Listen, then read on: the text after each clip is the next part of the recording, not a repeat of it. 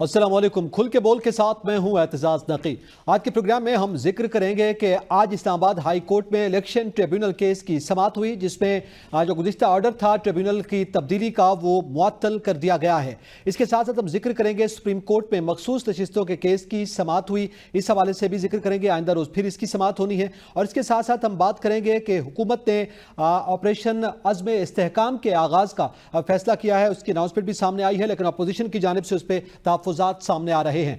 Panelist में हमारे साथ मौजूद हैं इब्राहिम अब्बासी, कमर मेकन, उसामा गाजी और उमर दराज गोंदल। मैं तमाम पैनलिस्ट को वेलकम करता हूं शो में। सबसे पहले तो इब्राहिम, आप कवर करते रहे हैं ये सारी समातें।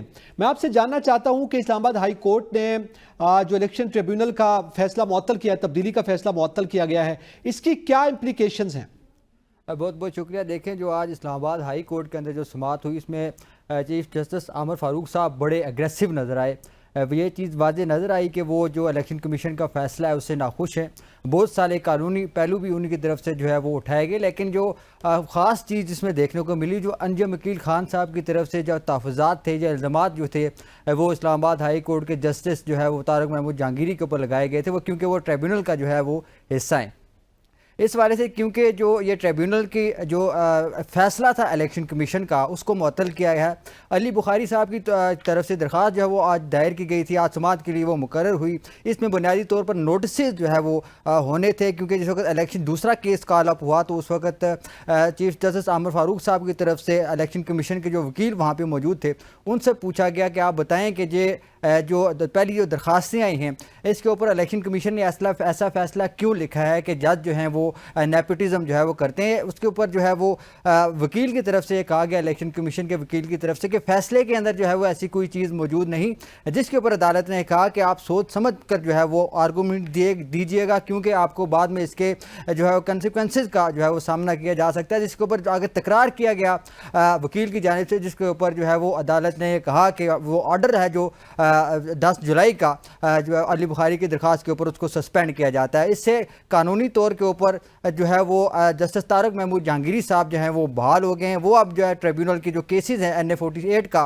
वो उसको जो है वो सुन सकते हैं। और साथ में दूसरी बड़ी अहम चीज़ यहाँ पे ये हुई है कि जो नोटिफिकेशन था, क्योंकि वो उसकी बुनियाद ही इलेक्शन कमीशन का 10 जुलाई का फ़ैसला था, इस तनाज़र में जो 10 जुलाई का फ़ैसला है उसकी बुनियाद के ऊपर जो है इलेक्शन कमीशन ने जो है वो नए ट्रिब्यूनल का रिटायर्ड जजेस के ऊपर को तैनात किया था, उसको वो भी बुनियादी तौर पर कलअदम हुआ है। अब नया ट्रिब्यूनल तो खैर नहीं बन सकता। अलबत्ता जस्टिस तारक महमूद जहांगीरी जो है वो उनको इजाज़त मिल गई है, या उनको जो है वो बहाल कर दिया गया है election Islamabad high court tribunal से। ठीक है।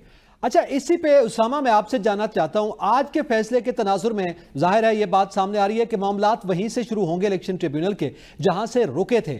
और आपको पता है जहां रुके थे वहां फॉर्म 45 जमा करवाने का मामला था। फिर जो जीतने वाले उम्मीदवार थे उनकी जानिब से इसे चैलेंज भी किया गया था। आप क्या समझते हैं, आप फॉर्म 45 जमा हो पाएंगे? मुझे लगता है उससे पहले शायद नून लीग के लोग इस्तीफा दे देंगे। ये खबरें गर्दिश कर रही हैं, और हमारे साथ जो पैनलिस्ट हैं वो शायद इस पर बेहतर रोशनी डाल सकें, क्योंकि ये तीनों लोग अब फंस चुके हैं। अगर बयान अल्फी जमा करवाते हैं कि जी जो आप बातें कर रहे हैं वो दुरुस्त है, आप जीते हुए हैं, फॉर्म 45 आप जो जमा करवा रहे हैं दुरुस्त है, तो ये फंस जाएंगे। वहां पर इनको सजा भी होगी झूठे बयान अल्फी पर। और ये बात तो सबके सामने है, रोज़े रोशन की तरह आया है, क्योंकि मुस्तफा नवाज खोकर साहब, उनका तो इनमें से किसी पार्टी से ताल्लुक नहीं हो, तो आजाद ऐसे इतने लड़े। वो कहते हैं फॉर्म 45 मेरे पास भी है, दीगर लोगों के पास भी है, उन सब में तहरीक इंसाफ जीती हुई है, तीनों नशिस्तें। तो अब ये तीनों नशिस्तें, अगर इनके पास फॉर्म 45 थे, जो हमेशा ये मीडिया से कहते थे, मुझे याद है डॉक्टर तारिक फजल चौधरी साहब से पूछा गया तो उन्होंने कहा आपको क्यों दिखाऊं भाई, आप कौन होते हैं रिपोर्टर्स पूछने वाले? फॉर्म 45 तहरीक इंसाफ वाले दिखा रहे हैं, हम क्यों दिखाएं आपको?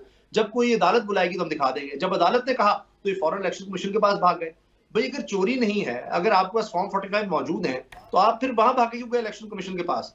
और वो भी उस वक्त के बाद जब इन्होंने जनाब वो ट्रिब्यूनल्स का रातों रात कानून बनवा लिया, और इलेक्शन कमीशन ने फौरी तौर पर इनको सुना, और तीनों के हक में, तीनों इकट्ठे गए, फौरी तौर पर इनको सुना, तीनों के हक में फैसला दे दिया, और ये कह दिया कि हाँ जी, अंजुम वकील साहब कह रहे हैं कि ये जज तारिक महमूद जहांगीरी साहब अकरबा परवरी की वजह से फैसला कर रहे हैं, इनको सही तरह केस नहीं सुनना आता, ये केस सही तरह नहीं चला रहे, और इलेक्शन कमीशन फैसला करेगा कि हाई कोर्ट का जज जो है वो सही फैसला नहीं दे रहा, उसको पता ही नहीं है केस किस तरह चलाना है, और वो अकरबा परवरी का शिकार है। कोई एविडेंस नहीं, कुछ नहीं, सिर्फ इल्जाम लगाया, इलेक्शन कमीशन ने कहा बिल्कुल जनाब तारिक मोहम्मद जंगी साहब अकरबा प्रवृत्ति दिखा रहे हैं, लिहाजा वो केस नहीं सुन सकते और जो हम जज लगाएंगे एक रिटायर्ड, केस वो सुनेगा। अब इस वजह से अब ये फंस गए हैं, फॉर्म 45 लाते हैं। और ये भी बड़ी दिलचस्प बात है कि खाली फॉर्म 45 वो नहीं जो इलेक्शन कमीशन ने जाली बना लिए और सिफर को 8 कर दिया, 8 को सिफर कर दिया, किसी हिस्से के आगे 1 लगा दिया। ना ना ना, जो ईएमएस सिस्टम सो कॉल्ड इन्होंने बनाया और कहा कि जी इसमें रियल टाइम में आएंगे और नेट ना भी हो तो जनाब इस पर आएगा सिस्टम, जो दिखाना था साफियों को और फिर वो किसी को उस तरह नजर ही नहीं आया, उस पर वो रुकी गए रिजल्ट्स आने, क्योंकि जो उसमें रिजल्ट्स आ रहे थे वो तमाम चैनल्स कवर कर रहे थे और उसमें जनाब तहरीक इंसाफ आ गई थी। फिर वो सिस्टम बैठ गया, साफियों को निकाल दिया, तो उसमें टाइम भी दर्ज होता है कि इस टाइम में ये आ रहे थे, वो आ रहे थे। उसको भी मंगवाया गया तारिक मोहम्मद जंगली साहब की अदालत में। तो लिहाजा मैंने अर्ज किया या तो ये तीनों इस्तीफा देंगे, क्योंकि अब पिंडी में भी खुल गए 2 हल्के, वहां भी कह दिया गया लाओ जी फॉर्म 45 पर इश्तिहार दे दो। पंजाब में 8 ट्रिब्यूनल्स बन गए हैं, तो लिहाजा अब इनके पास और कोई चारा नहीं है कि ये दोबारा काजी फाइसा साहब के पास जाएं कि हमें बचाया जाए। और मेडे मेडे की कॉल है, बचाओ बचाओ काजी फाइसा साहब, या तो वहां जाएंगे, वहां से 2 तारीख शरीयत लेंगे और जजेस के खिलाफ, ट्रिब्यूनल्स के खिलाफ कोई कानून बनाएंगे, अदरवाइज ये फारिग हो गए। वे फारिग हो गए हैं और फिर मजीद हल्के भी खुलते चले जा रहे हैं, मजीद खुल सकते हैं इसी की बुनियाद पर। मैं कमर आपसे ये जानना चाहता हूँ कि ये जो मामला अंजुम अकील का था, जाहिर है एक दरख्वास्त गुजार भी है, फिर नेपोटिज्म के मुतालिक उनसे पूछा गया अकरबा परवरी उसका मतलब है, वो उसको एलाबोरेट ही नहीं कर सके। और फिर जो तौहीन का मामला लगा है उसमें भी बस उन्होंने सॉरी कह दिया। तो क्या सॉरी कह देने से माफ़ी मिल सकती है? बहुत शुक्रिया जी। देखिए, लाकानूनियत जो है वो तकरीबन 2 साल से बहुत ज़्यादा बढ़ चुकी है। कानून के मुताबिक बहुत सारी ऐसी चीज़ें हैं जिनको वायलेट किया जा रहा है और कानून के मुताबिक कोई भी चीज़ फॉलो नहीं हो रही है। अब अंजुम अकील खान साहब ने माफ़ी तो मांग ली है, लेकिन अब इसको मुआफ़ करना या ना करना ये जजेस की मर्ज़ी के ऊपर है कि वो इन सारे मामलात को किस नज़र से देखते हैं। बादियुन नज़र में अक्सर जजेस जो हैं वो माफ़ कर देते होते हैं, वो छोड़ देते हैं इन चीज़ों को, वो इग्नोर करते हैं ताकि मामलात मज़ीद मुश्किलात का शिकार ना हो। लेकिन फॉर्म 45 और 7 की जिस तरह से अभी बात हो रही है, इसमें इलेक्शन कमीशन के फॉर्म 45 जो हैं ख़ास तौर पर वो किसी भी दूसरी जमात के पास जो फॉर्म 45 जारी होती हैं वो मैच नहीं करते। जैसे जहांगीरी के पास भी जब ये बात अदालत के अंदर हुई थी, जिसके बाद फ़ौरन ऑर्डिनेंस भी आ गया था और गालबन 28 तारीख की छुट्टी भी इसलिए दी गई थी कि ऑर्डिनेंस को चैलेंज ना किया जा सके। सारी अदालतों के अंदर भी छुट्टी उस दिन दे दी गई थी और 24 घंटों के अंदर अंदर वो ऑर्डिनेंस जो है नाफिजुल अमल भी हो गया। तो उस वक्त ये बात हो रही थी, आखिरी जो बात हुई थी कि फॉर्म 45 जो है बज़ाहिर इस वक्त जो हमारे सामने मौजूद हैं, क्योंकि उसमें मुस्तफ़ा नवाज़ खोखर साहब भी हैं इस्लामाबाद के 2 हल्कों से, उन्होंने अपने फॉर्म 45 भी ऑफ़र कर रखे हैं। इवन TLP ने भी फॉर्म 45 तरीके इंसाफ के लोगों को ऑफ़र कर रखे हैं कि अगर आपको ज़रूरत पड़े तो आप हमारे फॉर्म 45 ले सकते हैं। जमात इस्लामी मौजूद है। तो इन तमाम लोगों के फॉर्म 45 तरीके इंसाफ के फॉर्म 45 के साथ मैच करते हैं। लेकिन एक इदारा जिसने मेरे ख्याल में पिछले तमाम अरसे के अंदर पूरे मुल्क में सबसे ज़्यादा तबाही फेरी है, वो इलेक्शन कमीशन है। उसकी गलतियां नहीं देखते, जबकि चीफ जस्टिस साहब भी सवाल ये करते हैं काजी फाइज ईसा साहब कि आप उसको मोतबर क्यों नहीं कहते, ऑनरेबल इलेक्शन कमीशन क्यों नहीं बुलाते। लेकिन उस इदारे ने जितनी तबाहियां फेरी हैं, उनके फॉर्म 45 जो हैं वो किसी भी दूसरी जमात के फॉर्म 45 के साथ मैच नहीं होते। तो यहाँ पर जब बात आएगी तो वाज़े तौर पर सारी कहानी खुल जाएगी और शिकस्त नज़र आ रही है। एक चीज़ और आपके सामने रखूँगा, इलेक्शन जब जीते हैं इस्लामाबाद के 3 हल्कों में, तो हमारे ज़राए के मुताबिक तीनों के तीनों जो लोग थे, तीनों के तीनों उम्मीदवारान जो थे, उनको पता ही नहीं था। वो अपने घर में बैठे रिजल्ट्स जब सुन रहे थे, उन्हें बताया जा रहा था कि आप हार रहे हैं। और जब RTS बैठा, वक्फा हुआ, उसके बाद रिजल्ट्स तब्दील हुए, तो एकदम उन्हें पता चला कि हम जीत गए हैं। तो उन्हें भी कुछ सहाफ़ियों से मालूम हुआ कि हम जीत गए हैं। तो ये वाला जीत जो है मेरे ख्याल में अब तीनों हल्के खतरे में हैं और हाथ से निकलते हुए नजर आ रहे हैं। और बेहतर है कि इस्तीफा दे दे, जैसे गाजी साहब कह रहे, इज्जत बचाने का मेरे ख्याल में एक थोड़ी सी जो एक मौका है वो इस वक्त मौजूद है उनके पास। अच्छा, इसी में मैं उमर दराज आपसे जानना चाहूँ, एक दरखास्त गुजार जो अपने ही पॉइंट को डिफेंड नहीं कर सकता, उसकी दरखास्त पर इलेक्शन कमीशन ने इतना बड़ा फैसला कर दिया, क्या ये उसकी कारकर्दगी पर सवाल या निशान नहीं? अदालत के सामने उनसे पूछा गया आज के, ज़ाहिर है जब ये सारी डिबेट हो रही थी तो क्या जज साहब ने क्या अकरबा परवरी की है, यानी उन्होंने क्या तासुब दिखाया, तो वो माफिया मांग रहे थे। इसका मतलब ये है कि जो दरखास्त गुजार है वो अदालत के रूबरू मान रहा है उसने गलत किया है, मुझे माफ कर दें। लेकिन इलेक्शन कमीशन ये कह रहा है कि जनाब नहीं, आप बिल्कुल ठीक कह रहे हैं, अब होना तो ये चाहिए था कि सिर्फ मुस्लिम लीग नून के इस MNA को तौहीद अदालत का शो कॉज नहीं होना चाहिए था, बल्कि इस्लामाबाद हाई कोर्ट को चीफ इलेक्शन कमिश्नर के खिलाफ भी जो कंटेम्प्ट ऑफ कोर्ट है उसकी प्रोसीडिंग्स इनिशिएट करनी चाहिए थी। इसमें एक चीज हमें पता चलती है कि अगर आप देखिए, इस्लामाबाद कोई दूर दराज का शहर नहीं है, इस्लामाबाद की आबादी कोई करोड़ों में नहीं है, कोई बहुत बड़ा शहर नहीं है, 3 सीटें थी। अगर उन 3 सीटों को आप जस्टिफाई नहीं कर पा रहे, जिस शहर के अंदर आपकी सुप्रीम कोर्ट है, आपका चीफ जस्टिस है, आपके चीफ इलेक्शन कमिश्नर साहब गो के उस दिन निकल के पता कहाँ गए, ये हमें कमर या बाकी लोग बता सकते हैं जो इस्लामाबाद होते हैं, उसको जस्टिफाई नहीं कर रहे तो बाकी मुल्क का क्या हाल होगा। इसका मतलब ये है कि जो इलेक्शन कमीशन के किरदार के ऊपर सवालिया निशान है। आज सुप्रीम कोर्ट की प्रोसीडिंग में क्या बातें पता चली कि सुप्रीम कोर्ट के जजेस कह रहे हैं, खान साहब कह रहे हैं मेरा ये फैसला नहीं था, लेकिन इलेक्शन कमीशन कहता है हम उसको मानी पहनाएंगे, क्योंकि ये अदालतों का काम होता है। उसी तरह से इस किरदार के अंदर ये साबित होता है कि इलेक्शन कमीशन जो है वो मुस्लिम लीग नून से ज्यादा शाह का वफादार क्यों बन रहा है, क्योंकि ये उसके किरदार के ऊपर सवाल आ रहे हैं। 8 फरवरी को जो कुछ हुआ उसका हम मुस्लिम लीग नून को नहीं कहेंगे। अगर फॉर्म 45 की बजाय फॉर्म 47 के नतायज जारी हुए हैं और कौमी असेंबली में कोई फॉर्म 45 की बजाय फॉर्म 47 पे बैठा हुआ है, तो यह मुस्लिम लीग नून को तो नहीं कहेगा ना। ये मुस्लिम लीग नून के MNA ने जाके तैयार नहीं किए। जाहिर है अगर इसमें कोई गड़बड़ हुई है या कोई ऐसी चीज हुई है तो इसका मतलब है इलेक्शन कमीशन के अमले ने किया है या इलेक्शन कमीशन उसमें इन्वॉल्व है। तो जब आप खुद उससे भाग रहे हैं, मैंने पहले दिन भी कहा था कि जब मुस्लिम लीग नून के लोग उनके पास गए थे कि यहाँ बहुत स्पीडी किस्म की प्रोसीडिंग्स हो रही है, तो इलेक्शन कमीशन को कहना चाहिए था क्या ये तो अच्छी बात है, ये तो हम आप जीते हुए हैं, आप जस्टिफाई हो जाएगा। लेकिन इलेक्शन कमीशन ने कहा नहीं जनाब, आप बिल्कुल ठीक कह रहे हैं, ये तो इतना तेज इंसाफ तो हमें पाकिस्तान में नहीं चाहिए। तो मेरे ख्याल से आज इस्लामाबाद हाई कोर्ट ने पहले भी और आज भी जो रिएक्ट किया है वो बहुत यही बनता था। और इससे ज्यादा मेरा मुतालबा तो ये है कि सिकंदर सुल्तान राजा साहब और इलेक्शन कमीशन के तमाम मेंबरान के खिलाफ तौहीन अदालत की कार्रवाई इनिशिएट करनी चाहिए। ठीक है, क्योंकि उसमें जिम्मेदारी इलेक्शन कमीशन पर। अच्छा, इसी पे मैं इब्राहिम आपसे जानना चाहता हूं, आज सदारती ऑर्डिनेंस की गूंज भी सुनाई दी और chief justice Islamabad high court ने ये कहा कि सदारती ऑर्डिनेंस आ रहे हैं, जैसे वाह फैक्ट्री है वैसे ये सदारती ऑर्डिनेंस की आपने फैक्ट्री लगा रखी है, और फिर अगर ऑर्डिनेंस ही जारी करने हैं तो फिर पार्लियामान की क्या जरूरत है, उसको बंद कर दें। अब इसके बाद ये जो ऑर्डिनेंस का मामला है ये कितनी हद तक इस केस में असरअंदाज होगा?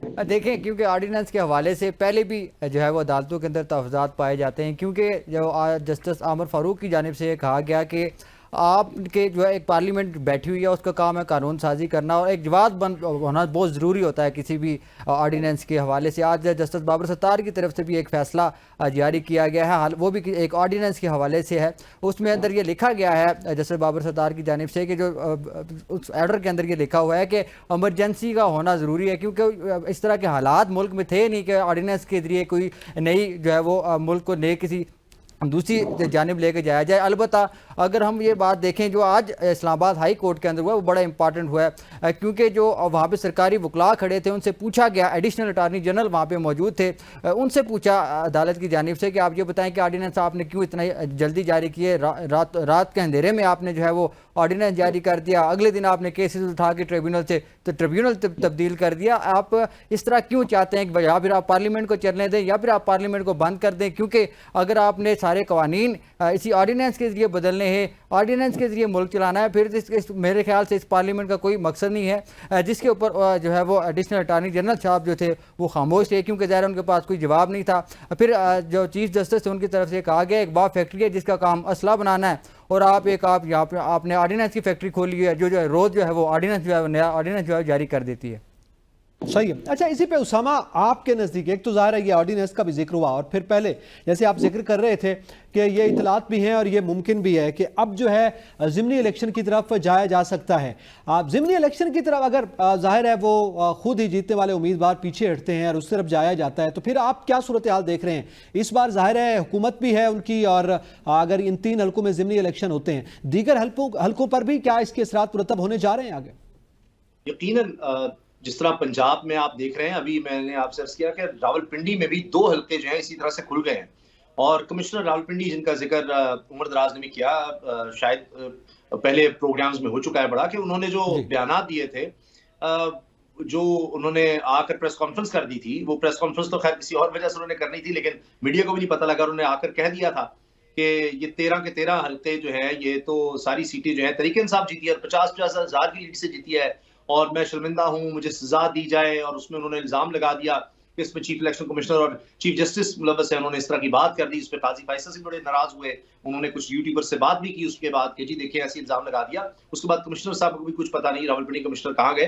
तो अब देखिए दो के नाम भी खुल गए हैं और इसके लिए भी बड़ा जोर लगाया गया था। आपको पता ही है कि ये जो 8 जजेस हैं ये ना लगाए जा सके। Chief justice Lahore high court जब सुप्रीम कोर्ट में चले गए हैं तो उन्होंने ये जब 8 का फैसला किया कि 8 जजेस हाई कोर्ट के जाएंगे और ये ट्रिब्यूनल्स को देखेंगे, तो फिर ये खदशा पैदा हो गया इलेक्शन कमीशन को कि ये तो सारा मामला खुल जाएगा, ये तो केसेस तेजी से आगे बढ़ेंगे। और फिर उन्होंने वही ऑर्डिनेंस वाला मामला कि जनाब खुद इस हुकूमत ने कहा रिटायर्ड जजेस नहीं लग सकते, फिर खुद ही जनाब ऑर्डिनेंस ले आए कि रिटायर्ड जजेस लग सकते हैं। फिर वो जस्टिस शाहिद करीम साहब ने कह दिया कि फौरी तौर पर ये ट्रिब्यूनल्स जो काम शुरू कर दें, और उन्होंने काम भी शुरू कर दिया है। तो वहां भी ये सारा मामला जाएगा। तो ये अब इस्तीफों की कहानी है 3 से ही है, तो फिर कहीं आगे तक चली जाएगी। लेकिन अगर ये इस्तीफे आते हैं और उसके बाद यहाँ ज़मीनी इलेक्शन होते हैं तो होगा वही रिपीट जो हमने 8 फरवरी को देखा है। उसी तरह का धौंस, धमकी, धांधली वो सब वो चलेगा, क्योंकि इस वक्त जो मौजूदा सिस्टम है ये उसके बगैर ठहर ही नहीं सकता। ये एक आर्टिफिशियल सिस्टम है जो एक मजबूरी के तहत बिठाया गया है, लाया गया है। तो ये अफोर्ड ही नहीं कर सकते कि जनाब हम कुछ फ्री एंड फेयर या कानून के मुताबिक कर दें या अदालतें जो है इंसाफ दे दें। इसलिए 6 जजेस के खत आपको नजर आ रहे हैं, इसलिए इंसदाद दहशतगर्दी के जज का खत भी आपको नजर आ रहा है, इसलिए ये कोशिश हो रही है कि जो जज खड़ा हो जाए उसको कहीं ट्रांसफर कर दें, इसलिए ये कोशिश हो रही है कि आइन में तरमीम कर दें कि जनाब हम जजेस को भी ट्रांसफर कर सकें, जिस तरह हम किसी कांस्टेबल को करते हैं, जिस तरह किसी पटवारी को करते हैं। ये उसी के लिए कोशिशें हो रही हैं। ये सारा मामला कि हम जजेस को जो है वो कोई एक्सटेंशन भी दे दें, ये सारा मामला, क्योंकि ये सिस्टम सारा एक्सपोज हो जाएगा। ठीक है, अच्छा उसमें अब जाहिर है हुकूमत में है, ये तासुर भी मौजूद है। उमर दराज इसी पे जाहिर है अब दोबारा अगर अब ज़िमनी इलेक्शंस होते हैं तो उसमें क्या सूरत हाल बनेगी? इसके साथ साथ अगर दोबारा होते हैं या वो कामयाब भी हो जाते हैं, क्या परसेंटेज पर आप कोई फ़र्क देख रहे हैं? और बड़ा अहम सवाल, इसमें बुनियादी सवाल ये भी है कि क्या इतना आसान होगा आप दोबारा से 8 फरवरी को रिपीट करना? हम क्या तवक्को कर रहे हैं कि कोई नया ज़िमनी इलेक्शन होगा तो क्या सिकंदर सुल्तान साहब या जो बाकी मेंबर्स हैं वो तब्दील हो गए हैं, उनका रवैया तब्दील हो गया है, या 8 फरवरी को जो कुछ हुआ है उनमें से किसी ने माजरत की है, पशेमानी का इजहार किया है, या पाकिस्तान की अदालतों ने उसके ऊपर कोई इस किस्म के फैसले कर दिए हैं? तो मेरा तो नहीं ख्याल ये वही सिस्टम है जो बेनिफिशरी 8 फरवरी के लोग हैं आज वो पावर के अंदर हैं, अब इंतजामिया उनके मातहत है, उनके लिए ये सब करना आसान है। ये वही इलेक्शन कमीशन है जिसके ऊपर 8 फरवरी के बहुत सारे सवालात हैं, अदालतों के सामने मामला पेंडिंग है। आज हमने देखा कि जब सुप्रीम कोर्ट में पता चला कि एक नजर सानी की दरखास्त वहां पड़ी हुई है तो बताना पड़ा जनाब नजर सानी की दरखास्त है, और अदालत उससे अवेयर नहीं थी। यानी आप क्या तवक्को कर रहे हैं कि अब इलेक्शन होगा तो कहेंगे नहीं नहीं हमसे 8 फरवरी को बड़ी गलती होगी जनाब, अब हम आपको बिल्कुल लेवल प्लेइंग फील्ड भी देते हैं, अब फिर इलेक्शंस भी करवाते हैं, माहौल भी अच्छा करवाते हैं। जो ये नहीं होगा जनाब, ये वही लोग हैं कि ये रिपीट टेलीकास्ट होगा। अब शायद उससे ज्यादा बेहतर मैनेज हो जाए। अब इंतजामिया भी मातहत है, अब शायद जो गलतियां उस दिन फॉर्म 45-47 में हमने देख लिया है। अभी ज़िमनी इलेक्शन मुल्तान में हुआ था तो वहां आपने देख लिया कि क्या हुआ है। वो उम्मीदवार भी नहीं अंदर आ सकता, कोई भी अंदर आ सकता, बस अंदर ठप्पे लग रहे हैं। वही मशीनरी है, ठीक है, जाहिर है उसी सूरत हाल में एतजाज उसमें ये कह सकते हैं कि अब वो सिस्टम 8 फरवरी के जो इमैच्योर था मैच्योर हो गया, अब वो तजर्बाकार हो गया, उनको पता है फॉर्म्स के साथ कैसे क्या कुछ करना है और ज़्यादा पावरफुल भी हो गया। अच्छा, इस पर मजीद भी हम बात करते हैं। नाजरीन यहाँ पे वक्त हुआ एक ब्रेक के बाद बात को यहीं से जोड़ेंगे। Welcome back. अब ज़रा जिक्र करेंगे सुप्रीम कोर्ट में मखसूस नशिस्तों केस के मुतालिक जो कुछ आज समाअत हुई और उसमें जो रिमार्क सामने आए इसका जिक्र करते हैं। मैं कमर मेहकन आपसे जानना चाहूँगा कि आज चीफ जस्टिस ने रिमार्क्स देते हुए ये फरमाया कि पीटीआई ने जो है वो इलेक्शन रुकवाने की भी कोशिश की और बतौर वज़ीर-ए-आज़म इमरान खान जो हैं वो इलेक्शन कमीशन पर भी असरअंदाज हुए। उनके ये रिमार्क्स इस केस को किस जानिब आप जाता हुआ देख रहे हैं? इसकी बुनियाद पर क्या कोई इंटेंट शो कर रहे हैं या आम तौर पर केसेस में इस तरह के रिमार्क्स आते हैं और फैसले मुख्तलिफ होते हैं? देखिए, चीफ जस्टिस काजी फ़ाइज़ ईसा साहब जब भी तहरीके इंसाफ के मुतालिक कोई केस होता है या इमरान खान के मुतालिक कोई भी केस होता है तो उसमें बड़े दबंग किस्म के, हम कह सकते हैं, ज़्यादा मुनासिब लफ्ज़ यही होगा, वो रिमार्क्स देते हैं इस तरह से और बहुत सारी चीज़ों को घुमा फिरा के वो कहीं ना कहीं जोड़ देते हैं और फिर ये पूछते हैं कि पीटीआई का चेयरमैन कौन है, आजकल कौन है और वो कैसे बना, और फिर कहते हैं कि इमरान खान साहब ने ये किया था, वो फिर धरने को और बहुत सारी पुरानी चीज़ों को वो घुमा फिरा के जोड़ देते हैं। इमरान खान से घुमा फिरा के जोड़ते हैं तो वो पीटीआई से आकर जोड़ते हैं। तो ये तो खैर उनके रिमार्क्स का एक सिलसिला ऐसा है, लेकिन वो जो आज उनके रिमार्क्स थे, जैसे आपने कहा कि उन्होंने कोई इंटेंट शो किया, बिल्कुल उन्होंने वाज़े तौर पर अपना माइंड जो है वो दिया है कि सुन्नी इत्तेहाद काउंसिल अलग है, तहरीक इंसाफ अलग है और सुन्नी इत्तेहाद काउंसिल की जो सीटें हैं वो नहीं बनती, क्योंकि ना उन्होंने इलेक्शन में हिस्सा लिया और ना ही उनके पास कोई जो है किसी किस्म की कोई उन्होंने लिस्ट जमा करवाई थी। इन दो चीज़ों के ऊपर काफ़ी बात हुई है। फिर चीफ जस्टिस काजी फाइज ईसा का जो पूरा का पूरा इंटेंट था वो सामने वाजे होकर सामने आ चुका है, लेकिन वो शायद उस तरफ नहीं जाना चाह रहा है जिस तरफ उन्हें जाना चाहिए। जैसे सतर मिनल्ला ने उनका ध्यान जो है उस तरफ ले जाने की कोशिश की कि हम बहुत छोटे छोटे मामलात पर, जैसे दरख्तों पर आप कह लें कि हम 100 मोटो ले लेते हैं और केसेस जो है फिक्स कर देते हैं, लेकिन करोड़ों वोटर्स का जो हक मारा गया है मुबैना तौर पर, जो धांधली हुई है, उसकी तहकीकात के लिए हम बात नहीं करते, उनके हुकूक के लिए हम बात नहीं करें। तो हमें इन मामलात को जिनके लिए हम इंसाफ देने के लिए इस वक्त अदालत के अंदर बैठे हैं, उसके लिए 184(3) के तहत 100 मोटो लेकर इस मामले को देखना चाहिए। और मेरे ख्याल में भी ये जो आज मखसूस नशिस्तों का केस है, इसमें अगर कोई सोल्यूशन निकल सकता है जो कि शायद काजी साहब की मंशा के बिल्कुल बरक्स होगा, वो कंप्लीट जस्टिस का ही है। कंप्लीट जस्टिस के लिए सुप्रीम कोर्ट को 100 मोटो लेना पड़ेगा। और जो एक चेन ऑफ इवेंट हुआ है, सीरीज ऑफ इवेंट हुआ है गलतियों का, चाहे वो इलेक्शन कमीशन की तरफ से हो, जो उन्होंने इलेक्शन के बाद आज़ाद डिक्लेयर किया तहरीक इंसाफ के लोगों को। हालांकि आज अदालत के अंदर बार बार ये बात होती रही कि ये लोग जो थे वो पीटीआई का हिस्सा थे, बेशक उनके पास कॉमन सिंबल नहीं था, वो अलग अलग सिंबल से जीत कर आए थे, लेकिन वो उम्मीदवार पीटीआई के थे, क्योंकि उन्होंने अपने कागजात नामजदगी के अंदर जो जमात का नाम लिखा हुआ है वो तहरीक इंसाफ मौजूद है। तो इलेक्शन कमीशन ने इनको क्यों आज़ाद डिक्लेयर किया? ये एक वो गलती थी जहां से ये सारा मामला शुरू हुआ। अब अगर इस गलती को रेक्टिफाई करना है, तो फिर जब वहां पर कहा गया कि आपका जो बल्ले वाला फैसला था उसके ऊपर उसको गलत तशरीह किया इलेक्शन कमीशन ने, जिसके बाद उन्होंने तहरीक इंसाफ के तमाम उम्मीदवार जो जीत कर आए थे उनको आज़ाद डिक्लेयर कर दिया, तो ये आपके फैसले की गलत तशरीह की गई है। इस पर बड़ा हैरान कुन रिमार्क्स जो हैं वो चीफ जस्टिस काजी फाइज ईसा साहब के थे। उन्होंने कहा कि अगर कोई हमारे फैसले की गलत तशरीह करता है तो इसमें हम क्या कर सकते हैं। यानी कि आप इमेजिन करें, मुल्क का चीफ जस्टिस बैठे हैं और वो ये कह रहे हैं कि मेरे फैसले पर मनोअन कोई अमल ना करे या उसको ना देखे तो मैं क्या कर सकता हूं। भाई चीफ जस्टिस साहब को ये चाहिए था कि आपके सामने वो इलेक्शन कमीशन की टीम, लोग, सारे मेंबरान बैठे हैं, आप उनको उसी वक्त बुलाएं और कहें कि आपने बल्ले के फैसले पर गलत तशरीह करते हुए ये मामला क्यों नहीं देखा और आज़ाद डिक्लेयर क्यों किया। यहां पर एक गलती तहरीक इंसाफ की लीगल टीम की भी है कि उस वक्त जब आज़ाद डिक्लेयर किया गया था, उस वक्त लीगल टीम की मैं ज़ाती तौर पर यह समझता हूं, जितना मैंने इन केसेस को देखा है, कि वहां पर मुशावरत की कमी थी या आपस में लैक ऑफ कॉन्फिडेंस था। वो ये फैसला नहीं कर सके कि हमें आज़ाद डिक्लेयर किया गया है, हमें पार्टी से तो नहीं निकाला गया, तहरीक इंसाफ का सिर्फ सिंबल लिया गया था। तहरीक इंसाफ मौजूद है, उसके अरकान मौजूद हैं, सबकी मेंबरशिप मौजूद है, कागजात नामजदगी के ऊपर जो नाम है वो तहरीक इंसाफ लिखा हुआ है, तो वो हिस्सा तो तहरीक इंसाफ के। इस मामले को चैलेंज किया जाना चाहिए था सुप्रीम कोर्ट तक, जबकि इस पर सुप्रीम कोर्ट तक मामला नहीं पहुंच सका। गो कि सलमान अकरम राजा साहब ने दूरअंदेशी दिखाते हुए उस वक्त एक दरख्वास्त दायर की थी इलेक्शन कमीशन में कि हमें एज अ पीटीआई कैंडिडेट तस्वुर किया जाए। बेशक हमारा सिंबल एक नहीं था, लेकिन हमारी जमात एक है। उसको इलेक्शन कमीशन ने कहा कि जी आप वक्त नहीं है, 3 दिन में आप हर हाल में पार्टी ज्वाइन करें। लाहौर हाई कोर्ट ने भी उसको नहीं देखा और फिर वो मामला सुप्रीम कोर्ट में नहीं आया। अब ये मामला सुप्रीम कोर्ट में आ चुका है, साहब भी कहते रहे जी। तो वो जो चैम्बर अपील है उसका हक अभी भी तहरीक इंसाफ के पास है, और अगर ये चैम्बर अपील की जाती है तो मेरे ख्याल में जस्टिस मंदुखेल ने भी आज वाज़े तौर पर कहा कि उसको एंटरटेन किया जाना चाहिए। अगर ये सूरत हाल निकलती है तो इन गलतियों को अगर रेक्टिफाई किया जाए, अगर रेक्टिफाई किया जाए उस गलती से शुरुआत करके कि इलेक्शन कमीशन ने आज़ाद डिक्लेयर क्यों किया, तो ये तमाम की तमाम सीटें जो हैं वापस तहरीक इंसाफ को मिल सकती हैं। अच्छा, इसी में उसामा मैं आपसे जानना चाहता हूँ, सुमोटो का जिक्र हुआ और सुमोटो का जैसे अभी मिसाल दी है कमर ने कि जनाब जैसे दरख्तों के पत्ते होते हैं ऐसे सुमोटो लिए गए। माजी में भी सुमोटो कभी जो है वो नेक नाम रहा और कभी बदनाम रहा, लेकिन आज जस्टिस अतर मिनल्ला के जो रिमार्क्स थे उन्होंने कहा जी सुमोटो सबसे पहले तो 8 फरवरी के इंतखाबात का बनता है। तो क्या आप समझते हैं कि कोई सुमोटो लिया जा सकता है इस पर भी? मेरा नहीं ख्याल, बहुत मुश्किल हो जाएगा। यहाँ तो देखिए जब 8 फरवरी को जो कुछ हो रहा था उस वक्त किसी को नहीं होश आई कि यहाँ पर सुबह मुटे रहना चाहिए, वक्त वो था। अब भी अगर आप देखें कि आखिरी वक्त वो था कि जब अब जो काजी फैसला साहब फरमा रहे हैं कि जी अगर किसी ने गलत इंटरप्रिटेशन कर दी, मेरी तशरीह गलत कर दी, हमसे तो किसी ने पूछा ही नहीं, मैंने तो सिर्फ बल्ले का निशान लिया था, ये बरतानिया को भी समझ नहीं आ रही, वहां भी उन्होंने वजारतों का एक खत लिख दिया।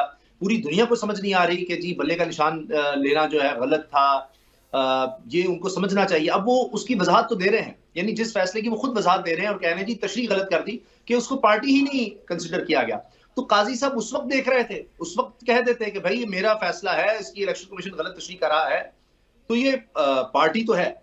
लेकिन अब क्या करें कि काजी साहब को तो आज तक यही नहीं पता लग सका कि नजरसानी की दरखास्त भी मौजूद है। आज वो बता रहे थे कि ये तो मुझे पता ही नहीं कि बल्ले के निशान के हवाले से तहरीक इंसाफ ने नजरसानी की दरखास्त भी दायर की हुई है। अब देखें ना कि इलेक्शन कमीशन के खिलाफ कोई भी दरखास्त आई हो उसका पता ही नहीं लगता सुप्रीम कोर्ट में, लेकिन जो इलेक्शन कमीशन लेकर आता है दरखास्त, मिसाल के तौर पर ये ट्रिब्यूनल्स वाले मामले की, तो वो फौरी तौर पर टेकअप हो जाती है। ईद के इससे पहले आखिरी दिन वो दरखास्त आती है और ईद के फौरी बाद पहले दिन वो दरखास्त लग जाती है, अगरचे फिर उसमें कहा गया कि जनाब उस पर लार्ज बिल बनेगा क्योंकि इंटरप्रिटेशन का मामला है, वो सारी बात। तो यहां मुझे लगता है कि माजरत के साथ के यहाँ विक्टिम ब्लेमिंग है। अब अच्छा। एक जमात के साथ जो कुछ हुआ, अतर में निल्ला साहब के आप रिमार्क सुन लें, आप मुनीब अख्तर साहब के सुन लें, क्या हम सब अंधे हैं, गूंगे हैं, बहरे हैं? हमें नहीं नजर आया कि खवातीन से किस तरह कागजात नामजदगी छीने जा रहे थे? हमें नहीं नजर आ रहा था लोग किस तरह से लापता हो रहे थे, प्रेस कॉन्फ्रेंसेस किस तरह से कर रहे थे? यानी अजीब बात है कि एक ही गाड़ी में खवातीन है, जो प्रेस कॉन्फ्रेंस कर दे और कहे जी मैं तो इस्तेकाम पाकिस्तान पार्टी में हूं, वो ठीक है, जो नहीं करती वो जनाब जेलों के धक्के खाते रहे। ये सब क्या हो रहा था?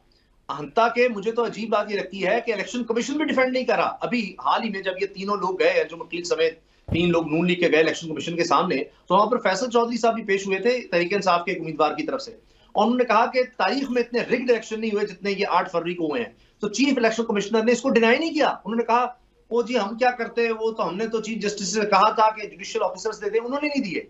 यानी वो मान रहे हैं कि इतने ज्यादा रिग्ड इलेक्शन हुए तारीख में कभी नहीं हुए। लेकिन यहाँ सुप्रीम कोर्ट में कई जजेस को ये नजर नहीं आया, तो क्या कर सकते हैं? पूरी दुनिया के सामने वो कहते जी हम तो टेलीविजन नहीं देखते, हम सोशल मीडिया नहीं देखते, हमारे पास दरखास्त आई, कोई दरखास्त आती है तो उसको सुनता कौन है? ठीक है। अच्छा, इसी पे उमर दराज आप क्या समझते हैं? जैसे उसामा ने अभी बात की और कमर ने भी बात की कि इंटरप्रिटेशन पर उन्होंने कहा जी इलेक्शन कमीशन ने इंटरप्रिटेशन अगर गलत कर दी। आप खुद भी इस शोबे से भी वाबस्ता हैं, सहाफ़त से भी वाबस्ता हैं, आप इसको ज़रा करीब से जानते हैं, ये ज़रा हमें भी गाइड कर दीजिएगा कि अगर किसी जज के फैसले की कोई भी गलत तशरीह कर दे कोई इदारा और उसको इम्प्लीमेंट भी कर दे, तो क्या उसके लिए कानून में कोई और रास्ता है, कोई और दरख्वास्त दायर की जाएगी, या खुद जो है वो कोर्ट जिसने फैसला जारी किया वो उसको एक्शन लेना चाहिए? ये जो हम मखसूस सीटों का केस देख रहे हैं, जिस तरह कमर कह रहे थे ना कि आप उसका एक ही रास्ता है कि मुकम्मल इंसाफ हो, कंप्लीट जस्टिस का वर्ड वो इस्तेमाल कर रहे थे।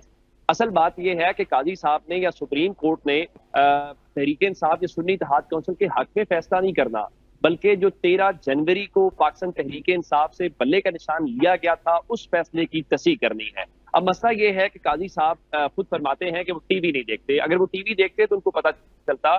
जिस तरह कमर बता रहे थे, सलमान अकरम राजा साहब ने सबसे पहले लाहौर हाई कोर्ट से रुजू किया था और लाहौर हाई कोर्ट ने उनको कहा था कि आप मुतल्लिका फॉरम के पास जाएं। वो इलेक्शन कमीशन के पास गए थे, उन्होंने कहा था मैं आजाद उम्मीदवार नहीं हूं, मैं तहरीक इंसाफ का उम्मीदवार हूं। और अगर आपको याद हो, जब पहले फुल कोर्ट लगी थी तो जस्टिस मुनीब ने यह सवाल उठाया था कि जब आप कागजात नामजदगी अपने जमा करवाते हैं तो क्या आप अपनी सियासी वाबस्तगी जाहिर करते हैं? जी बिल्कुल आप जाहिर करते हैं। एक सवाल। अगली जो डिबेट सुप्रीम कोर्ट में आज हमने देखी कि क्या ऐवान को खाली छोड़ा जा सकता है, उसमें मैं मालूम पड़ा कि मिनल्ला साहब और बाकी जजेस का ख्याल है कि ऐवान को खाली नहीं छोड़ सकते। लेकिन जस्टिस मुनीब ने आज एक नया नुक्ता रखा। उनका देखिए, आइन अगर ये बात करता है तो आइन टोटल मेंबरशिप की बात करता है, यानी आइन ये कहता है कि 342 मेंबर्स होंगे। आइन ये बात नहीं करता कि कौमी असम्बली में हर सूरत तमाम सीटें फुल या फिल होनी चाहिए। मिसाल के तौर के ऊपर अगर 342 में से 10 अरकान की खुदा न खास्ता मौत हो जाती है या खुदा न खास्ता 10 अरकान मुल्क से भाग जाते हैं, दुश्मन मुल्क में चले जाते हैं कुछ भी, तो इसका क्या मतलब होगा कि हम ये समझेंगे कि कौमी असम्बली खाली हो गई है, ऐवान नामुकम्मल है? हरगिज भी नामुकम्मल नहीं है। उसकी एक मिसाल हमने देखी जब जो तहरीक इंसाफ ने नशिस्तों से इस्तीफे दे दिए। तो ये एक बिल्कुल नया नुक्ता है। अब यहाँ पे डिबेट सिर्फ ये है कि आप सुन्नी इत्तेहाद काउंसिल को या तहरीक इंसाफ को सीटें देते हैं कि नहीं देते। उसका बेहतरीन जो तबसरा था या अदालत के सामने हमने फैसल सिद्दीकी साहब को देखा कि आप हमारी आंखें निकालते हैं और फिर हमारी गलतियों को का कसूरवार भी हमारे अंधेपन को करार देते हैं। ये नहीं हो सकता। मेरे ख्याल से एक बड़ा मुश्किल लम्हा है काजी साहब के लिए कि उनका अपना फैसला इस वक्त सुप्रीम कोर्ट की फुल कोर्ट के सामने पड़ा हुआ है। आपने उसको जस्टिफाई करना है, जरूर जस्टिफाई कीजिए। जाहिर है एक तारीख के पैराए में वो जस्टिफाई होगा एक अदालत के रूबरू। मेरे ख्याल से किसी चीफ जस्टिस के साथ ये नहीं हुआ होगा जो काजी साहब के साथ ये हुआ है कि उनका अपना फैसला, उनके जो फाजिल जजेस हैं उनके ऊपर सवाल उठा रहे हैं। और हमने देखा जब बार बार वो फैसला आता है तो काजी साहब शायद बुरा भी मानते हैं, जिस तरह जस्टिस मुनीब सवाल उठा रहे थे और उनका इस अदालत को कहना चाहिए कि हमारे फैसले की गलत तशरीह हुई। कमर बिल्कुल दुरुस्त कह रहे हैं कि अगर पाकिस्तान का चीफ जस्टिस ये कहे कि मेरे फैसले की गलत तशरीह हुई है तो हम क्या प्रेसिडेंट सेट कर रहे हैं। यानी आइंदा वजीर आजम के बारे में कोई फैसला जारी करेंगे, वजीर आजम अपनी मर्जी की तशरीह करेगा तो सुप्रीम कोर्ट क्या ये कह के अपना जान छुड़ा सकती है कि हमने तो फैसला कर दिया, अब किसी ने गलत तशरीह कर दिया तो हमारा कसूर तो नहीं है। इसका मतलब ये हुआ कि आइंदा किसी असेंबली के बारे में, किसी और प्रोसीडिंग्स के बारे में, जिस तरह आपने स्पीकर वाली रूलिंग दी थी कासिम सूरी वाली, तो ये तो आप बिल्कुल एक नया सिलसिला शुरू कर रहे हैं। ये तो फिर इसका मतलब है आप अदालत को अपहज कर रहे हैं कि पसंद आए तो फैसला कबूल करो, ना आए तो आप छोड़ दें, तो आप अपनी मर्जी की तशरीह कर लो। अच्छा, इसी में इब्राहिम, मैं आपसे जानना चाहता हूं, आज ज़ाहिर चीफ जस्टिस ये भी कहा कि उन्होंने ज़ाहिर आइन पे हल्फ लिया है, वो आइन के मुताबिक फैसला करेंगे। वो अक्सर रिमार्क्स में इसका जिक्र भी करते हैं और उस पर अमल दरामद का वो हमेशा राग भी लाते हैं, वो कहते हैं। लेकिन 90 रोज़ के अंदर इंतखाबात करवाना भी आइनी ज़रूरत थी और वो नहीं हो सके। इस हवाले से क्या आप समझते हैं कि एक तो क्या इस केस में इसका जिक्र हो सकता है, और दूसरा क्या आइन शिकनों को सज़ा मिल सकती है? मौजूदा जो केस चल रहा है और मौजूदा जो बेंच मौजूद है, इससे हम क्या तवक्को कर सकते हैं? आप रोज़ाना खबर करते हैं। जी देखें, माजी को अगर देखा जाए तो कभी भी आइन शिकनों को मेरा नहीं ख्याल कि सज़ा मिली हो, क्योंकि आप अगर पहले देखें जो इसी इलेक्शन की तारीख के हवाले से जो केस लगा था चीफ जस्टिस साहब के पास, ही काजी फाइज ईसा साहब के पास ये केस था, जस्टिस अतर मनिल्ला साहब की जानिब से वहाँ पे एक नोट लिखा गया। उसमें कहा गया था कि इलेक्शन कमीशन जो है वो आइन शिकनी का मुर्तकिब हुआ है, क्योंकि उसको मुशावरत करनी थी प्रेसिडेंट ऑफ पाकिस्तान से, लेकिन उन्होंने नहीं की। अब मैंने ज़ाती तौर पर भी उस दफ़ा जो है चीफ इलेक्शन कमिश्नर से जो है वो सवाल किया था, जो है गैर रस्मी गुफ्तगू हो रही थी उनके साथ, तो मैंने उनसे पूछा था कि आप कह रहे थे कि ये इख्तियार सिर्फ इलेक्शन कमीशन के पास है, तो सदर से जो है हम मुशावरत नहीं करेंगे। सदर साहब की तरफ से लिखा गया था जो है चीफ इलेक्शन कमिश्नर को कि आप जो है वो वक्त निकाल के आएँ तो हमारे साथ आप बात करें, मुशावरत करें, उसके बाद तारीख जो है वो तय की जा सके। तो सजेशन ज़रूर दी गई थी सदर साहब की जानिब से कि फ़लाँ तारीख जो है वो बनती है, तो अगर इलेक्शन कमीशन जो है मुशावरत करेगा तो डेट जो है वो फाइनल कर दी जाएगी, जिसके ऊपर चीफ इलेक्शन कमीशन साहब की तरफ से कहा गया कि मेरा कोई इस तरह का जो है स्टांस नहीं रहा। मैंने कभी नहीं कहा कि मुशावरत नहीं करनी चाहिए, मैं तो कहता हूँ करनी चाहिए। हालांकि जिस वक्त ख़त लिखा गया सदर की जानिब से, तो जवाबी ख़त वापस इलेक्शन कमिश्नर की जानिब से लिखा गया कि हमारा इख्तियार जो है वो सदर का नहीं है, ये इलेक्शन कमीशन के पास इख्तियार है। जो तरमीम की गई है इलेक्शन एक्ट के अंदर, उसके तहत ये वाज़ेह हो गया है कि जो चीफ इलेक्शन कमिश्नर है या इलेक्शन कमीशन जो है वो इलेक्शन की डेट देगा। इसके आइन शिकनी के हवाले से अगर आप बात करें तो जस्टिस अतर मनिल्ला साहब ने भी कहा है उसके ऊपर कोई अमल नहीं हुआ। दूसरा, जो 90 रोज़ के अंदर इलेक्शन के हवाले से जो चीफ जस्टिस ऑफ पाकिस्तान की तरफ से कहा गया कि उस वक्त के चीफ जस्टिस से या 3 जजेस ने जो है वो इलेक्शन नहीं करवाए, वो रिटायर हो गए। उसके बाद जो मुतलका अफसरान थे, मुतलका लोग थे, ये नए चीफ जस्टिस काजी फाइज ईसा साहब आए, उन आइन शिकनों के खिलाफ इन्होंने आके क्या कार्रवाई की, पहले तो उनको ये जवाब देना चाहिए। पहले वो एक तारीख मौजूद है, तो आइंदा से हम क्या उम्मीद रख सकते हैं? हमारे साथ ही रहिएगा, इस पर मजीद गुफ्तगू करेंगे। नाजरीन, यहाँ पे वक्त हुआ एक ब्रेक का, साथ रहिएगा। Welcome back. आगे बढ़ते हैं। जिक्र हो रहा है सुप्रीम कोर्ट में मखसूस नशिस्तों केस की समाअत के हवाले से, और इस पे उसामा मैं आपसे जानना चाहता हूँ। आज सलमान अकरम राजा ने भी गुफ्तगू करते हुए ये कहा है कि इस सूरत हाल में कि अगर, यानी ये एक सपोजिशन है, अभी ज़ाहिर है केस चल रहा है, इसके नताइज पर बात नहीं करती, लेकिन अगर वो केस हार जाते हैं तो फिर PTI अपना सियासी लाएअमल बनाएगी और सियासी लाएअमल जो है वो इम्प्लीमेंट किया जाएगा। क्या मुमकिन है सियासी लाएअमल आप देख रहे हैं?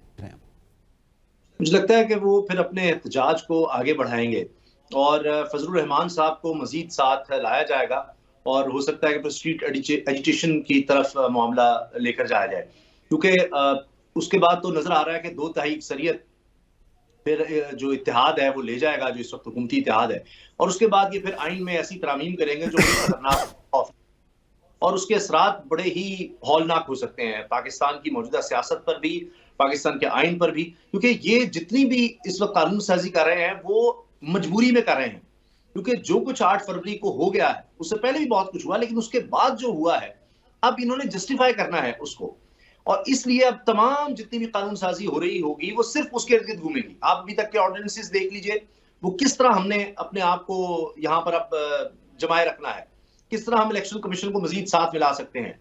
हमने पहले PDM 1 के दौर में भी देखा, जितनी कानून साजी थी अपनी जात के लिए थी, कोई अवाम के लिए या कोई ऐसी कानून साजी भी नजर नहीं आती कि जो मुल्क को आगे ले जाने के लिए हो, या आइन को मजबूत करने के लिए हो, जमहूरियत को मजबूत करने के लिए हो, या हमारी पार्लियामेंट को या सुप्रीम कोर्ट को। तो 2 तिहाई अक्सर के बाद जो 2 मेन चीजें करने जा रहे हैं, एक तो ये कि जजेस की मुद्दत मुलाजमत में तोसी, और दूसरा ये कि जजेस को ट्रांसफर करने की पावर ये सही। अपने पास। तो लिहाजा उसके बाद आप देखें कि हो सकता है कि तहरीक इंसाफ समझे कि अब तो पार्लियामेंट में तो फायदा नहीं, 2 तारीख सही उनको मिल गई है और इस तरह कानून साजी कर रहे हैं तो और कर हम रहे हैं, ठीक है। आते हैं और बाकी सिस्टम आते हैं। लेकिन मैं ये अर्ज कर दूं कि मेरा थीसिस ये है कि पिछले 2 साल में आप देख लीजिए इन्होंने जो चाहा अपनी तरफ से वो किया, लेकिन उसके बाद आज हम कहां खड़े हैं? तो हर दिन पिछले से बुरा दिन नजर आता है हुकूमत के लिए भी और मुल्क के लिए, अवाम के लिए भी, जमहूरियत, पार्लियामेंट, आइन, सबके लिए। तो मुझे लगता है इसके बाद फिर और ज्यादा तबाही शुरू हो जाएगी। ठीक है, एजिटेशन का माहौल आप देख रहे हैं। अच्छा उमर, थोड़ा आगे भी बढ़ते हैं। ऑपरेशन अज़्म इस्तेहकाम का जिक्र हुआ, आज बड़ा ले दो हुआ है इस बात पर कि पहले भी ऑपरेशन हुए हैं, अब भी ऑपरेशन है। आपको पता है मौलाना फजल रहमान ने भी उस पर बयान दिया, अपोजिशन ने तहफ़्फ़ुज़ात का इजहार किया, ANP ने इवन के ये कहा कि हमें एतमाद में नहीं लिया गया। लेकिन एक वजाहत भी सामने आई है कि यह कौमी विजन है, नज़र सानी शुदा कौमी एक्शन प्लान है। तो ज़ाहिर है कौमी एक्शन प्लान तो पहले से मौजूद है, उसमें आप क्या समझते हैं कि अब इस ऑपरेशन का क्या मकसद हो सकता है? देखिए, सबसे पहले हमने सुना कि जब माजी में तहरीक इंसाफ ने इस्तीफे दिए या सब कुछ होता था, कहा जाता था कि आप कौमी असम्बली में आए या आप ऐवान के अंदर आए, जो आपके मसाइल है वहां पे डिबेट करें। ये एक इंतहाई हसास और संजीदा मामला है। उसकी वजह यह है कि खैबर पख्तूनख्वा उससे सबसे मुतासरा सूबा है और खैबर पख्तूनख्वा के अंदर जो 2/3 मेजोरिटी है, चाहे वो कौमी असम्बली की हो चाहे वो सूबाई असम्बली की हो, वो तहरीक इंसाफ के पास है। और तहरीक इंसाफ अगर तहफ़्फ़ुज़ात रखती है तो इसमें कोई कबाहत वाली बात नहीं है कि हम उसको कौमी असम्बली के फ्लोर के ऊपर डिस्कस कर लें। कौमी असम्बली में कोई बच्चे तो बैठे नहीं है, ज़ाहिर है अवाम के नुमाइंदे बैठे हैं जो वोट लेके आए हैं, तो आप उनके सामने रखिए। चलिए, अगर आप ओपन कैमरा नहीं करना चाहते तो आप इन कैमरा सेशन कर लीजिए और आपको चाहिए कि आप हुकूमत के लोग आए, मिलिट्री एस्टैब्लिशमेंट से लोग आए, बाकी जो सिक्योरिटी के ऑफिशियल्स हैं, एजेंसीज के लोग हैं, वो आए, वो अपने जो MNAs हैं, जो MPs हैं, उनको एतमाद में लें, उनको बताएं कि हमारे ये कंसर्न है, इस बुनियाद के ऊपर हमें इस एक फुल फ्लैज ऑपरेशन में जाना पड़ रहा है। ज्यादा बेहतर होगा कि वो आपके साथ खड़े हों, आपको वो सपोर्ट फराहम कर रहे हो, बजाय इसके कि आपके ऊपर वो सवाल कर रहे हो। क्या आप चाहेंगे कि जब आप ऑपरेशन में हो तो आपके ऊपर रोजाना की बुनियाद के ऊपर बजाय इसके वहां से कुछ हो, आपके अपने लोग सवाल कर रहे हो, तो ये गैर मुनासिब होगा। मेरे ख्याल से आपको चाहिए कि आप खैबर पख्तूनख्वा की असम्बली को इन कैमरा ब्रीफ करें, आप नेशनल असम्बली को ब्रीफ करें, आप सेनेट को ब्रीफ करें, या जो भी कमेटीज हैं, जो पार्लियामानी कमेटीज हैं या पार्लियामानी लीडर्स हैं, उनको बुला लें, कुछ कम से कम रास्ता निकालें। ये बिल्कुल भी गलत तजवीज नहीं है और उसकी वजह यह है कि हमने बहुत सारे ऑपरेशन किए हैं।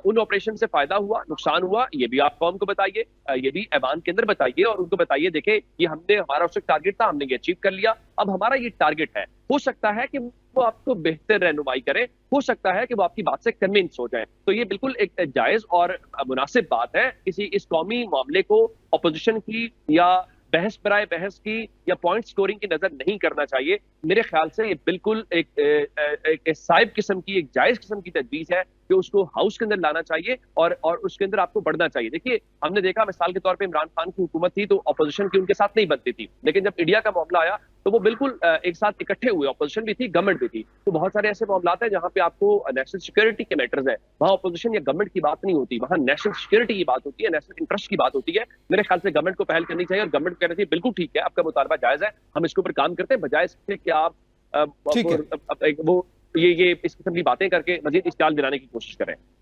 अच्छा, इसी पे इब्राहिम, माजी का भी अभी जिक्र हुआ है। माजी में हमने देखा कि इस वक्त के वज़ीर दिफा, उस वक्त वो नहीं थे वज़ीर दिफा, और वो कुछ ऑपरेशंस के हवाले से उसके ख़िलाफ़ भी बातें करते हुए हमें मुख्तलिफ प्रोग्राम्स में भी दिखाई दिए, पार्लियामेंट के फ्लोर पे भी कुछ बातें उनकी मौजूद हैं। आज वो इसकी हिमायत कर रहे हैं, तो क्या समझा जाए, उनका वो उस वक्त के बयान दुरुस्त थे, आज के बयान दुरुस्त हैं? और इसके साथ साथ ये भी कि ज़ाहिर है जब हम बात करते हैं वसीतर कौमी मफाद की, नेशनल इंटरेस्ट की, तो उसमें तमाम जमातें माजी में भी एक रही हैं, आज भी उनको एक होना चाहिए। देखें, जो सियासतदान होता है ना, वो जिस वक्त ताकत में होता है उसका बयान कुछ और होता है, जिस वक्त वो उसके ऊपर जुल्म हो रहा होता है उस वक्त उसका बयान कोई और होता है। ख्वाजा आसफ साहब को जिस वक्त कुछ दूसरी जमातों ने ये स्टांस लिया कि ऑपरेशन हो, उस वक्त उन्होंने तनकीद की क्योंकि उनका वो मफाद था, क्योंकि जो पाकिस्तान की अवाम है वो नहीं चाहती कि पाकिस्तान के अंदर दहशत गर्दी हो और ऐसे हालात पैदा हों जिससे पाकिस्तान की मईशत को और अमन अमान को जो है नुकसान पहुँचे। इस वक्त वो वज़ीर दफ़ा हैं, उनको पता है अगर वो ना करेंगे तो वो फिर उनकी शायद सीट भी चली जाए, इस वजह से उनकी मजबूरी है, वो इस तरह की बातें करेंगे। देखें, माजी के अंदर अगर हम देखें वो सियासी जमातें एक पेज पे उस वक्त हालात उस तरह के थे। अब जो अवाम है उसको समझ आ चुकी है कि ऑपरेशन से क्या नुकसानात होते हैं। माजी में जो फॉरेन फंडिंग भी शायद होती रही पाकिस्तान की इस्टेब्लिशमेंट को, पाकिस्तान की हुकूमत को, जिसकी बुनियाद के ऊपर जो है वो बहुत सारे ऑपरेशन किए गए, माली मुआवनत जो है वो दी गई। इस मरतबा मेरा नहीं ख्याल कि कोई भी बड़ा मुल्क जो है वो पाकिस्तान को जो है वो कर्जा देगा या फिर वह माली मुआवनत जो है वो करेगा। पाकिस्तान की मईशत इतनी मजबूत नहीं है कि वो इतना बड़ा बोझ, इतना बड़ा ऑपरेशन जो है वो दोबारा जो है बर्दाश्त कर सके, और ना ही पाकिस्तान की अवाम जो है वो इस काबिल हैं कि वो एक मज़ीद ऑपरेशन जो है वो एक अपने सूबे के अंदर होने चाहिए। दूसरी चीज़ बड़ी ये है कि जो ऑपरेशन किया गया, वज़ीर दिफा की जिम्मेदारी बनती थी कि वो जो मुतल्लिका सूबे हैं उनके वज़राए आला से मिलते, उनसे मशावरत करते और उसके बाद जो है फ़ैसला करते। ना उनके वज़ीर आला से किसी से मुलाकात की गई, ना उनसे पूछा गया, ना की जो है वो ना मशावरत ही नहीं की गई। ज़ाहिर है यही तहफ़्फ़ुज़ात है, ANP भी यही इजहार कर रही है। आज उन्होंने गवर्नर KP के हमरा बैठ कर ये बात की इफ्तिखार हुसैन साहब ने। लेकिन इसी पे मैं कमर आपसे जानना चाहता हूं कि क्या इस वक्त ये एक जानिब एपेक्स कमेटी है, दूसरी जानिब पार्लियामान है, अपोजिशन के जितने भी लोग हैं वो ये बात करें कि इस पे पार्लियामान पे में बात होनी चाहिए, इस पर ज़ेर बहस लाया जाए और उसके बाद जो फैसला हो फिर ज़ाहिर है सब साथ चले। तो आप क्या समझते हैं, एपेक्स कमेटी सुप्रीम है या पार्लियामान? देखिए, पार्लियामान सुप्रीम है। मैं फिर से कोट करूंगा इज़्ज़त मुआब ऑनरेबल चीफ जस्टिस काजी फाइज ईसा साहब को, क्योंकि उनकी अदालत में हमें सबसे ज़्यादा जो आज तक लफ्ज़ सुनने को मिला है वो यही था कि पार्लियामेंट जो है वो सुप्रीम है। तो मेरे ख्याल में पार्लियामेंट सुप्रीम है, उसको ये फैसला करना चाहिए। और क्योंकि मुल्क पूरे के अंदर किसी भी जगह पर ऑपरेशन हो सकता है, अभी तक की इतलात के मुताबिक ये कुछ चीज़ें हैं, लेकिन बहुत सारी चीज़ें ऐसी हैं जो अभी तक मख्फी हैं कि ये किस लेवल का ऑपरेशन होगा, इसके मकासद क्या होंगे, इसके फ़वाइद क्या होंगे, इसको स्पॉन्सर कौन करेगा। अगर हम स्पॉन्सर ना कहें तो ये कह सकते हैं कि इसके लिए पैसा कहाँ से आएगा, क्योंकि पाकिस्तान के पास तो पैसा मौजूद ही नहीं है। SIFC जो है वो मेरे ख्याल में अभी तक इन्वेस्टमेंट लाने की कोशिशों में लगी हुई है। अभी तक इन्वेस्टमेंट पाकिस्तान के अंदर कोई भारी नहीं आ पा रही। उस सूरत हाल में हम जंग कैसे करेंगे, ये ऑपरेशन कैसे होगा, और मकासद जो है इसके वो अभी तक सामने नहीं है। जबकि इसका फैसला हो चुका है कि ऑपरेशन होगा। अब पार्लियामान को वाज़े तौर पर, जैसे उमर दराज कह रहे थे, कि मुकम्मल तौर पर एतमाद में लेना चाहिए। एक बहुत बड़ी अपोजिशन जो है इस वक्त पार्लियामेंट के अंदर मौजूद है। गो के वो फॉर्म 45 के मुताबिक इस वक्त हुकूमत में होना चाहिए था शायद उनको, लेकिन वो बदकिस्मती से इस वक्त बैठे हैं अपोजिशन के अंदर। तो पार्लियामेंट का ही फैसला अल्टीमेट होना चाहिए और देखना चाहिए कि ये इसके रिपरकशंस क्या होंगे। ये कोई पहला ऑपरेशन नहीं है। ये भी साथ बताना चाहिए कि इसके बाद फिर ऑपरेशन की जरूरत पड़ेगी या इसके बाद पाकिस्तान में हमेशा के लिए अमन हो जाएगा। ये बहुत जरूरी हो जाएगा। ये बड़ा अहम सवाल है कमर, ये बड़ा अहम सवाल आपने उठाया। उसामा, मैं आपसे ये जानना चाहता हूँ कि इस वक्त जाहिर है मौलाना फजलुर रहमान के तहफ़्फ़ुज़ात हैं, वो तो कह रहे हैं कि अज़्ब इस्तेहकाम नहीं, अदम इस्तेहकाम है। उन्होंने तो ये लफ्ज़ इस्तेमाल किया है। क्या आप समझते हैं कि इस वक्त जो सियासी सूरत हाल है, ये ऑपरेशन फ्रूटफुल हो पाएगा? पहली चीज तो ये है कि हमें देखना होगा कि हमारी फौज कोई हाथ पर हाथ रख के नहीं बैठी हुई। कुछ भी होता है और आप देखिए कि उसका बड़ा भरपूर रद्दमल आता है। क्या अभी ऐसा है कि दहशतगर्दों को किसी भी तरह से कोई छूट दी गई है? कहीं भी अटैक होता है तो उसका भरपूर जवाब दिया जाता है। इंटेलिजेंस बेस्ड ऑपरेशंस आज भी जारी है, अब भी जारी है। अभी भी हमारे फौजी जवानों की शहादतें हो रही हैं। कोई इस तरह का ब्लास्ट होता है, कोई भी अटैक होता है तो उसका जवाब दिया जाता है। रोजाना की बुनियाद पर दहशतगर्द जो है पकड़े भी जा रहे हैं, मारे भी जा रहे हैं। तो ऐसा नहीं है कि कोई ऑपरेशन नहीं हो रहा। इंटेलिजेंस बेस्ड ऑपरेशन जारी है और हमने बहुत बेहतरी देखी है माजी में। जब से ये दहशतगर्दी के खिलाफ जंग शुरू हुई है, कई तरह के हमने ऑपरेशंस देखे हैं। स्वात ऑपरेशन था, राह रास्त, ज़रब-ए-अज़्ब, रद्दुल फसाद, और ये सब जारी था। रद्दुल फसाद की दफा यही बात की गई थी कि अब कोई हमारे मुल्क में अल्हम्दुलिल्लाह अल्लाह के फज़ल करम से कोई लॉन्चिंग पैड यानी बेहतर हो सकता है, मगर तमाम स्टेक होल्डर्स एक टेबल पर जरूर बैठें, सबको एतमाद में जरूर लिया जाए। इसी के साथ ही मैं तमाम पैनलिस्ट का शुक्रिया अदा करता हूं। इजाजत दीजिए, अल्लाह हाफ़िज़।